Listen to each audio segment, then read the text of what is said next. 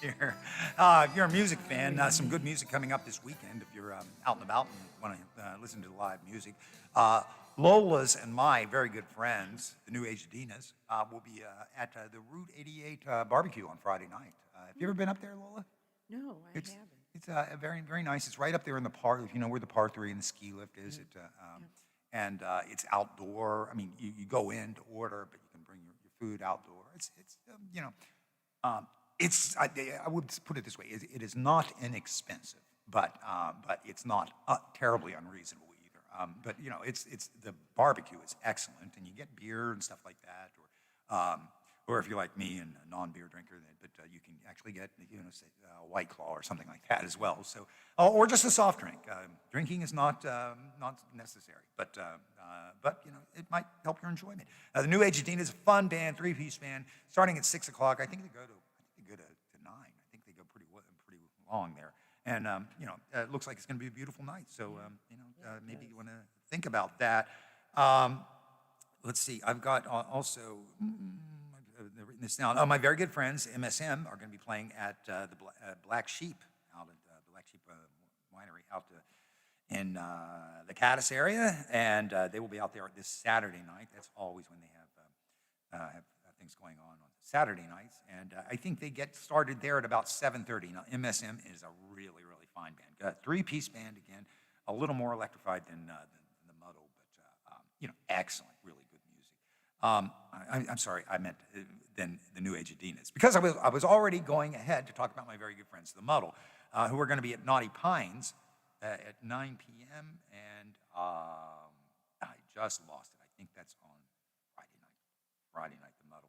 Yeah. So um, anyway, that's a little bit of your update. I know it's only Tuesday. We've got a long time before the weekend. But if you're thinking about what you might want to do over the weekend, then consider some of that. I always encourage people to support live and local music because there simply isn't enough of it. I want to keep my very good friends working, and my very good friends who just appreciate music, having good places to play and enjoy that. So what did I wanted to talk to you about Instagram. So here's my question: Is social media a net negative or a net positive? What do you think? I got to get back. I'm sorry. I've got to run back. I misspoke. The Muddle is Saturday at Naughty Pines. Saturday at Naughty Isn't Pines. I said that that in wrong. Elm Grove? Yeah, that's out in Yeah, Elm Grove, Junior Avenue. If you know where that's Junior okay. Avenue is, right across the I knew street it from was in Bridge there Street. somewhere. Yeah, it's a nice little venue. Very very Yeah. small, but intimate and very nice. I've seen. I don't think I've seen the Muddle there, but I've seen some other bands out there. So anyway, back to my big question. Instagram, Facebook. Are these evil? Are these inherently bad? Are they bad for society? Yeah, this is something that I actually talk about in one of the classes that I teach, the college level classes that I teach, called interpersonal communication, and we deal a lot with social media there. And the the scholars who are behind the real research in this have sort of a mixed review about social media. But I found that there are widely varying opinions, but I found that the preponderance of opinions generally seem to say that it is neither a net negative or a net positive, that it has a lot of negative aspects, but there are also some very good things about social media too. Um, and I think I'm gonna throw my hat into that ring.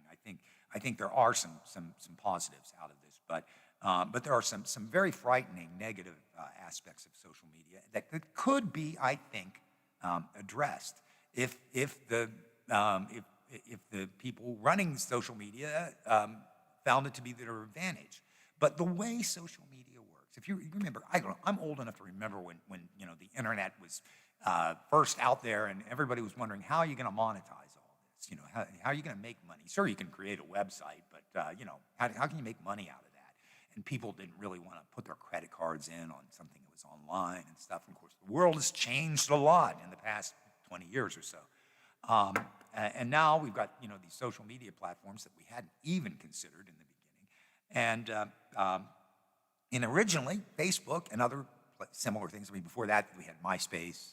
And where is Tom, by the way, on MySpace? Poor Tom, he has no friends anymore. But, it was originally set up to be to sort of reconnect people with. In fact, when Facebook first went public, by that I mean it was originally intended strictly for college students. You had to have an email address that had a .edu at the end of it, so that meant you were either a student or a faculty member or otherwise connected with a college or a university. Well, when they decided to open it up, what happened was when your mom got on Facebook and spoiled everything, those folks were generally trying to. What the research shows is they were generally trying to reconnect with old friends, high school friends or of that era, and that has been a net positive, according to most research, is that being able to reconnect, even virtually, has helped. There's also been some studies that suggest that the online dating has been, generally speaking, a net positive. And surprisingly enough, I think that kind of counterintuitively, people who meet online have a slightly better record of longevity, at least just in the length of a relation. I guess that doesn't mean it's a good quality relationship just because it lasts a while. But by that metric, people who meet online actually tend to stay together longer, which is kind of surprising to me. So there are those things. Another net positive of social media are things like in getting help online. Particularly during COVID, it was very difficult for people to say talk to their behavioral health therapist, mental health therapist, however you want to put it. So the opportunities to connect still, say via Zoom or FaceTime or something like that, has been very helpful. And in fact, even beyond that, even not connecting in real time, even what we call asynchronous connection, which means synchronous means at the same time, asynchronous means not at the same time. And even with this asynchronous connections, sometimes people with, say, very specialized challenges in life or something, that maybe mental health related, but it may be something else entirely. Just having specialized health challenges, they can find other people in far-flung parts of the online universe who have similar challenges and conditions, and that can actually help a lot. So there are a whole lot, and that's just a few of the net positives with social media. With that said, the big negative that has come forward very recently, in fact, is the idea of, first of all, cyberbullying, and then we've been talking about that for a while now, and that is a major issue. But another one is this body image issue that is particularly exacerbated by platforms such as Instagram, which are all about photos, basically, taking photos of yourself. Now, aside from the clear narcissism of this, what else is wrong with this? Well, it's the whole body image thing.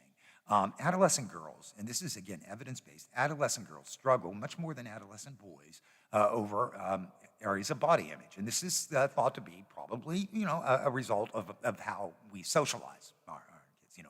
We tell little boys, "Oh, look at how fast you're running," or "Look at how strong you are," and stuff like that. And we tell little girls, "Oh, look how pretty you are," and that's how we value people. Like from the very first, from the little kids. Your value is based on your appearance, girl, and your value, boy, is based on what you can do and how strong you are, what you can achieve, things like that. It's totally different, and that sets up girls to thinking that the only thing that really matters is how they look. And so by the time they get to be, in middle school, in the tweens and teens, body image becomes a big issue. And this has led to this feeling of, I've got to be thin. I want to be perfect. And it has horrible, horrible health repercussions. This came up in front of the United States Congress, particularly in the Senate. Senator Richard Blumenthal conducted an investigation with people from Instagram, and he registered his team registered as a 13-year-old girl on Instagram, posed as a 13-year-old girl, and proceeded to follow some dieting and pro-eating disorder accounts. And Instagram is supposed to have banned any account that seems to promote, counting, obsession with counting calories or any of these sorts of, bulimic behaviors, like trying to purge after you eat, things like that. They say they've eliminated them, but Senator Blumenthal's staff was able to tap right into these things. So they have confronted Instagram and Facebook, which owns Instagram too, about this. Now they officially deny that they're doing anything to promote this, but here's the crux. Here's the thing. What keeps people, what makes Instagram and Facebook money is engagement. By clicking on things, by the amount of time you spend online, things like that, they get paid. They get paid by advertisers. They don't get paid by the users. They get paid by third parties. So, and then they share that information about you, the user, and they can target you.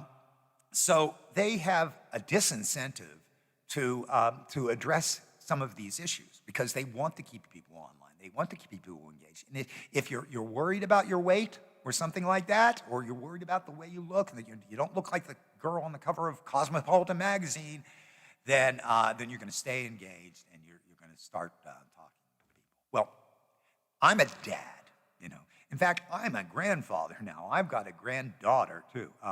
But I've got two daughters, and I understand. I totally get this body image concern, and I am deeply concerned about how social media has perhaps influenced them psychologically as they were growing up, and now how it might affect my granddaughter going forward. So my question to you, the listener, is what do you think? And since nobody's calling in, I'll just ask Lola.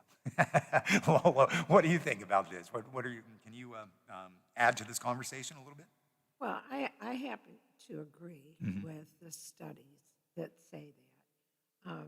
And that's why so many modeling agencies and fashion designers, not so many, but some have really backed away from that Twiggy-esque, skinny as a rail, very buxom kind, Yeah. and going with women that have bodies similar to what we all do. Yeah. I actually saw a Victoria's Secret ad that had women who were not in their 20s, maybe 30s, 40s, Yep. 50s, and not perfectly thin, they had a little bit of extra weight on, and they look beautiful. They look great, and I was very impressed with Victoria's Secret at least taking a lead in that. Well, a lot of them have done that because, too, you've got designers now that are not, for lack of a better description, French or Italian, skinny women, or men designing women's clothes. These are women of color that certainly have a different body type for the most part. Yeah. And they're saying, look, this is what the market actually is. Yeah. It's not this haute couture that, is coming out of Europe. It's what people are wearing here. Yeah. And I'm very, very happy about that. But with Instagram and young girls, truthfully, I'm not sure what Instagram can do. You can kind of go through the accounts or the postings or however, I don't know how they do. Yeah. But I think the most important thing is for parents and other people that care about, like your daughters, to really re-emphasize and reinforce that you don't have to be a skinny mini. You Right. don't have to be an athlete, that it's really cool to be a nerd Yeah. and like science and math and that kind of stuff. Yeah. Because that self-image comes basically from what they get at home Yeah. and at school. And that is the important thing. I know it's easy to blame things like Instagram or Facebook for bad body image, and I think it does occur. It does. Yeah. I think But it definitely helps. you need to realize that that is only part of their existence, part of their sphere, and that the most important part are the people that they're in contact with on a daily basis. And that doesn't mean just because they come home and they eat something and go in their room. Right. You need to be really engaged with these kids, whether you're a parent, an aunt, an uncle, or just a family friend. That's where the reinforcement really Yeah, comes in. look for those danger signs, Yeah. those signs of, especially with things like body imaging and stuff like that. And yeah, be aware that this is an issue, and it's particularly a delicate issue with young teenage girls. And I know one of my daughters did struggle with that for some time.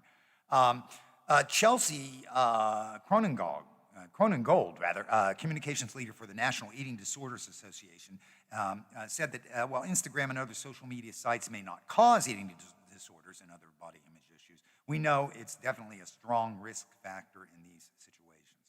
And I think Lola's point is really salient here. It is important for parents and people close to children in particular to just be in tune to these things. You really probably should. If you've got a kid under 18, you have every right and responsibility to monitor their social media to begin with. Even though they're going to hate that, I know, but be in tune to things like the eating disorder things. Pay attention to if you hear words like my goal weight or some things like that.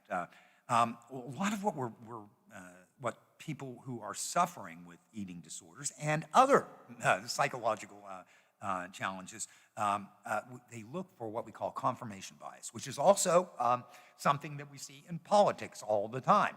I am going to watch Fox News because I'm a Republican and because I believe in Donald Trump. So I will watch Fox News because they will tell me that I'm right. Well, the same thing can happen, or to be fair, or MSNBC because I'm liberal and because whatever. We seek out information that reinforces what we already believe, and so what happens then is just as we can get into an echo chamber with politics, we can also get into an echo chamber with distorted information about body image, and I think this happens a lot to young people. It's quite a shame. So I don't know. I guess I'm going to just kind of leave you with this thought today. Is just think about that. Think about the young people in your life and how much time they spend on social media and how important it might be to them. Notice, if they go online and they come back and they're very upset about something, what's going on.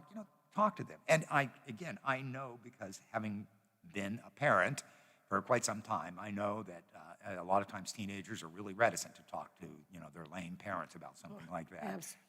My parents don't know anything. They're just dumb. Yeah. Until they hit adulthood. Adulthood. Yeah.